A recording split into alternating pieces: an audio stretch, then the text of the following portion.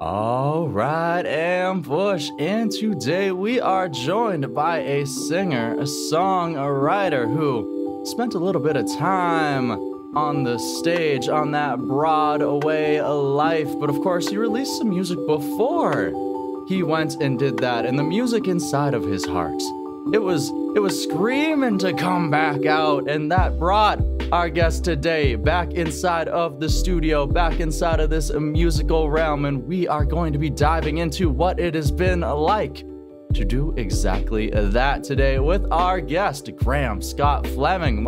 How's it going today, Graham? It is going. The sun is out today, so I am feeling really good today. It's like a whole reset, refresh, so feels good. Ooh, always gotta love that bright sun coming on out, making everybody's lives so much better. Exactly. hey, it's also a bright sunny day out here in BC. I know you're in Ontario, so hopefully everywhere in between also has a nice, beautiful day for themselves here as we jump on into this conversation. And of course, I want to set a little bit of a foundation down here for our listener. For the fan here today. And I mentioned that you spent a little bit of time inside of that Broadway life, that stage performance life, before making the decision to move back to Canada, to get back inside of that studio. So I want to know exactly what was that moment? What was that thought of, you know what, I want to release music again? Yeah, I mean, country music it's how I was raised. I'm raised in a really small town here in Ontario. And so country music was actually what my first passion. And I thought that was the angle that I was going to be going towards. But I ended up booking a theater show. And, just being on stage, there's a certain rush to it. And for some reason, my rush was coming more towards being in a theater world. And so I just kept pushing for that journey. And, I did some pretty cool things that I'm really proud of, doing Kinky Boots in Canada, having Cyndi Lauper as my boss. And I also got to originate a couple roles. Like I worked with the band Foreigner, and we created a new musical, and we actually played that out west here in Canada.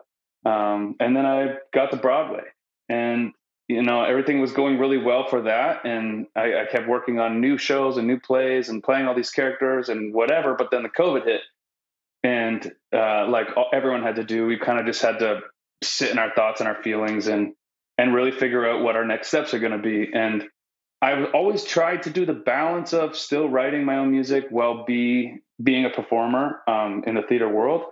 But it just never worked because, doing 8 shows a week for Broadway doesn't really leave you much time to be doing anything else outside of that. So, and I kind of felt myself losing focus on either side, not just being really focused on one. So I take COVID as kind of a blessing in disguise because, I really did just sit down and I put the pen to the paper and I was like, this is my chance to really do something that I want to do and write my own story and play my own character rather than continuously playing someone else. And so I started writing a bunch of songs. I got connected with my band again, who's also my producers, The Agenda. And we kind of jammed some of them out and we were like, let's record these things. So let's get them in the studio. And we did. And now I've released 3 singles last year, and my newest one being Better Man. And to have it getting some recognition is just a pretty cool feeling. So we'll just say I'm 100% now into the music. Okay. So it was just because Broadway was shut down and suddenly that avenue wasn't there that suddenly time opened up for you. Exactly. Yeah. I think I love acting and I love the theater world, and it was nothing to do with that, but my passion has always lied into country music. And I think I'm taking it as, again, a blessing in disguise that just it opened my, my eyes to be like, I have the chance right now to be doing exactly what I want to do and be in control, because COVID kind of took control of a lot of people's careers and a lot of people lost their jobs, And so I had the chance to really take control of, my own musicianship again and my own artistry. And, I had the chance to put it on paper and write what I was truly feeling. And, I think it helped me write some of my best stuff as well. So. Okay. And you mentioned that a lot of people had to adapt. And of course, I'm sure that the recording process and otherwise was probably looked a little bit different once you got back into it. But you mentioned that thankfully, some people that you were already close to, some bandmates, happen to be your producers.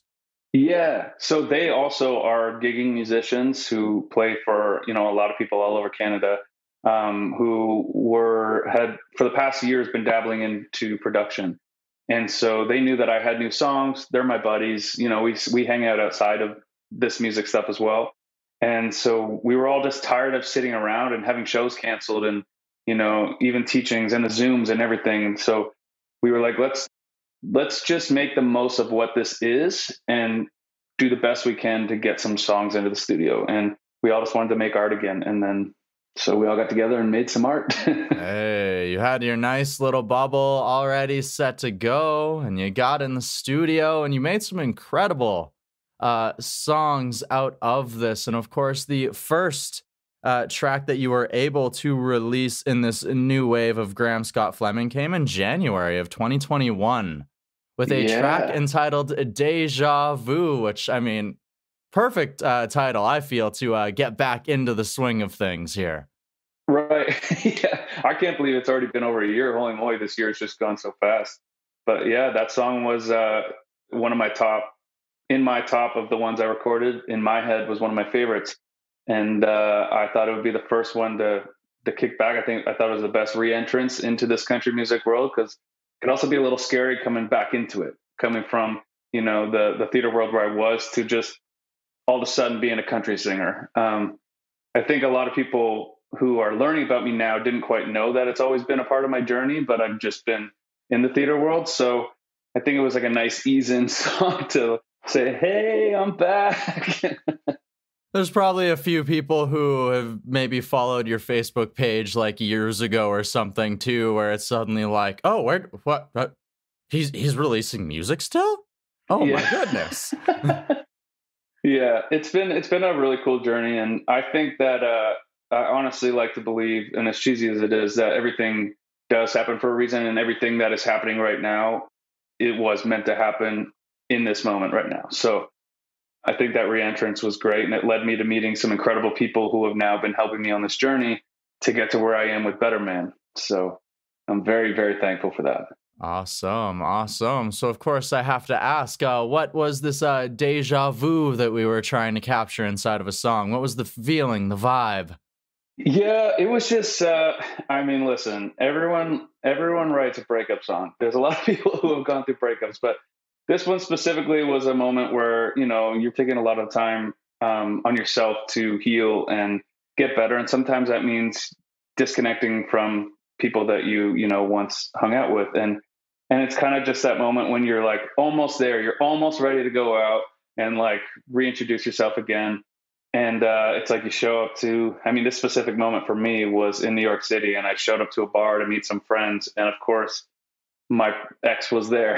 And so it was like every time, I was driving down the street, I was thinking of like that field that we would see when we would drive past. Or anytime I went to, the theater, it was like we ate at this location before we went in. Like, it's just being constantly reminded of those moments and that person, and reminding you that maybe you're not quite ready to move on yet. And so, yeah, that's kind of where that whole storyline came from. Yeah, dang, I can imagine that'd be quite the maybe I'm not ready to, walk in. I'm good. I'm ready to go. Let's have a good time. And then, all right, you know what? Maybe can we go somewhere else? Should we just go back? And it's funny because it was in New York City, and everyone thinks New York City is this huge place, which it is. But when you're working there 8 shows a week, you kind of, you run into people that you work with and you see and whatnot. So it was a reminder. We're friends today, so everything is golden. But it was made for some good music. Hey, awesome! If you can get some good songs out of it and you're still friends, hey, win-win, right? Exactly.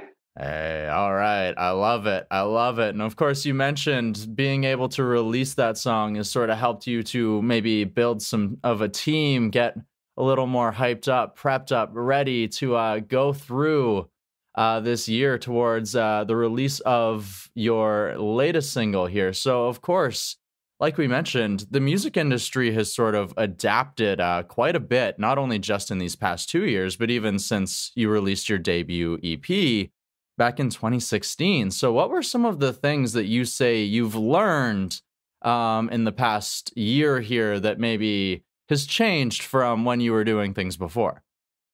Well, when I was doing things before, like when I released that album in 2016, which, you know, I'm proud of it, but I just wasn't, it was kind of like earlier I was saying, I wasn't quite focused on one or the other because, you know, I had just finished Kinky Boots, had 2 months off before I was heading to Broadway. And in that 2 months, I was also filming a movie and a TV show while doing the album in 2 months. So I was just rushing a lot of things and not really taking the time to lay the groundwork of what I needed when I was going to release that album. And, you know, this time I'm a lot more mature. I've been through a lot of the acting world, which has built my skin up too. And, you know, my brain up as well. And just have done a lot of research on who and what I need to talk to. And I think that's ever evolving. As you see, it changes within a year. From then to now, it's still completely different with stuff like TikTok and, you know, trying to play the games of those certain social standards, I guess. And, yeah, so I'm just lucky because this time when I was releasing Deja Vu, it was put into the right hands, and those right hands have kind of put me into other hands that have really, really guided me and mentored me in the music business, because it is a very different business than the acting world. And, you know, I'd like to say I'm pretty well versed in the acting world, but this world is a completely different scene. So it's just meeting the right people, being smart about your decisions, and, you know, never losing the artistry of the songs that you're releasing as well, and the passion that you have for music, because that's why we're creating it in the first place. You know, because it's so easy, I feel, to get trapped in, you know, wanting a record deal or wanting this, and then you're just thinking about things that are taking away from the message you're trying to say in a song.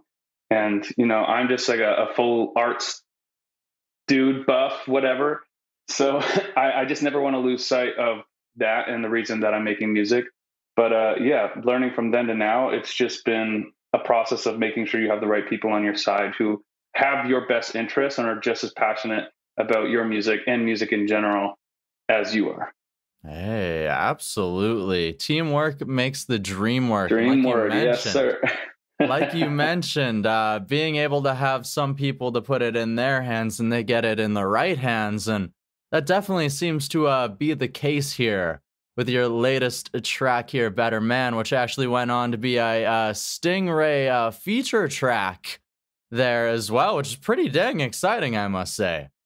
Oh, my Lanta, yeah. When I got the call for Stingray, even to just be considered as one of their trending tracks, I took that as a win. I was freaking out. And then Shiloh actually called me personally because he wanted to tell me the news that they chose Better Man as their trending track. And I remember I was walking down the street. I actually wasn't having the best day, but I was stuffing my face with McDonald's and I almost dropped everything. I was just freaking out.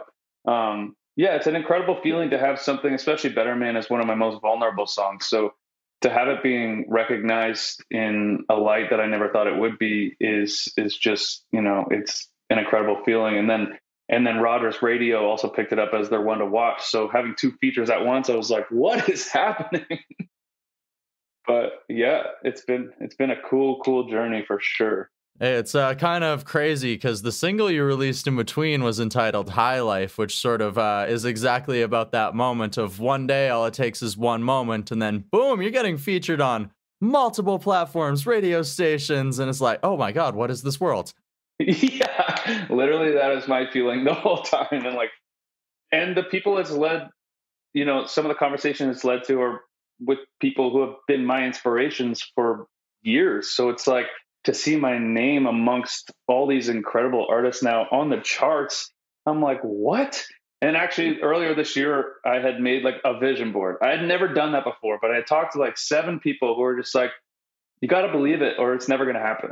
And so, you know, I made a vision board and now I've knocked like 5 things off it. But one of them was like being on the charts. And then now these features have happened and I'm charting. It's absolutely wild. I still don't know how to handle it. But again, I never want to lose sight of why that happened. It's like, it was a song I was really passionate about. And I'm so happy that other people are picking up on that and also are passionate about, you know, helping an indie guy like me, you know, get my name out there. So, hey, Absolutely. The passion, and as you mentioned, one of the maybe most vulnerable songs here with Better Man. So, what is the vulnerability? What are we trying to improve here? Well, this one might have been another breakup, but It yeah, happens. it was just a time where sometimes you like after a breakup or after something that is very serious, it's hard for you to see like the end of the light. It's hard for you to see like get out of that pity party, as I wrote, that you're throwing yourself, you know. And no matter how many times you reach out to people for help or how many times they reach out to you and try to just pull you out of the funk, whatever, you will never be able to change unless you want to change. And I think the hardest part for me in this situation was I wasn't ready to change. I wasn't ready to move on because it's all I really ever wanted. And so it was hard for me to find that moment to pull myself out. And then I read a book and I started journaling. And I just realized like reading my words, it's not who I am as a person. And it's not, you know, something I want to live in forever. I have big dreams and aspirations, and me just sitting here drinking and, you know, making an ass of myself is not going to get me to where I really want to be. And so it took me reaching out the hand to myself to get my feet back on the ground and become a better man. And I think that journey can happen for a lot of people, but I also want to make it clear, like, it is so important to be able to reach out for help to people to get you out of these funks. But I think it's more important to know that you really, really got to love yourself and not lose yourself in these situations. Because if you're not going to love yourself, nobody's gonna be there for you. You know what I mean? You got to pick you up, and you got to protect you. And so, in a nutshell, that's what that whole song is about. And releasing this music video on Thursday, I hope people are able to see that as well. Okay. So by the time that everybody hears this specific interview, that music video actually should be out. So Oh, there we go. I'd love to know exactly. I haven't seen it yet, but take us a little bit behind the video shoot here. How are you trying to capture this energy inside of a visual format? Yeah, so I really wanted to show the juxtaposition of where I was and where I got to. And so in this music video, you see two of me the whole time. And it's just, you see destructive me and what I was kind of going through in the beginning, and just like how lost I really, really was. And until I pick up, you know, I use music as my therapy, as most, I think, artists do, and especially when we're writing. The song was a journal entry. So you see the journal being passed between the two of me. And you see when I start to write the journal and turn it and pick up the guitar and turn it into a song, and just, you see how dark it is in the beginning. And then you see the happy, like that we do find the end goal of happiness. But I just really wanted to show, I didn't want to hide how hard it was for me. And so you see a lot of the destructiveness in the very beginning until we get to the end, and then you see it swap out.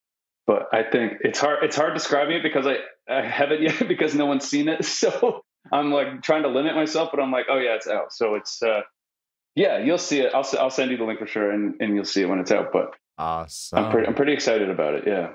Ooh, well, it sounds very interesting, and I think it definitely a good way to represent the energy behind this powerful song for sure. And I'm sure the listeners, the fans, can't wait to see it otherwise. So I will put a link down to watch that video in the description to this show. We'll put some links to Graham Scott's music as well, because you should definitely go and check out all three of the songs that we mentioned here today, maybe even his 2016 EP as well, maybe. But either way, word is there's also another EP on the way. So without telling us too much, what can you tell us about this upcoming project? Yeah. So most of my career, I've been writing alone. I write most of my songs alone. All the three that are released, I've written by myself. And I've spent a lot of time now working on co-writing with some, again, inspirations. I was just in Nashville, wrote a song with Patricia Conroy and Dave Thompson. And we actually cut it in Nashville. I was there. So that one might be coming out soon.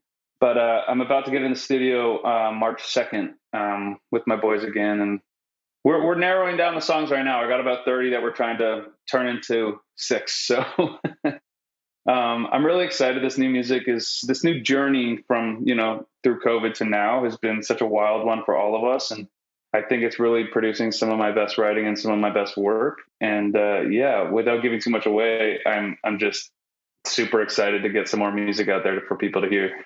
Hey, and I'm sure that the fans cannot wait as well. But of course, like we mentioned, there's some amazing tracks to hold us down for the time being, a new music video, and lots of exciting things on the way. I have one last question for you here, Graham. Are you ready for it?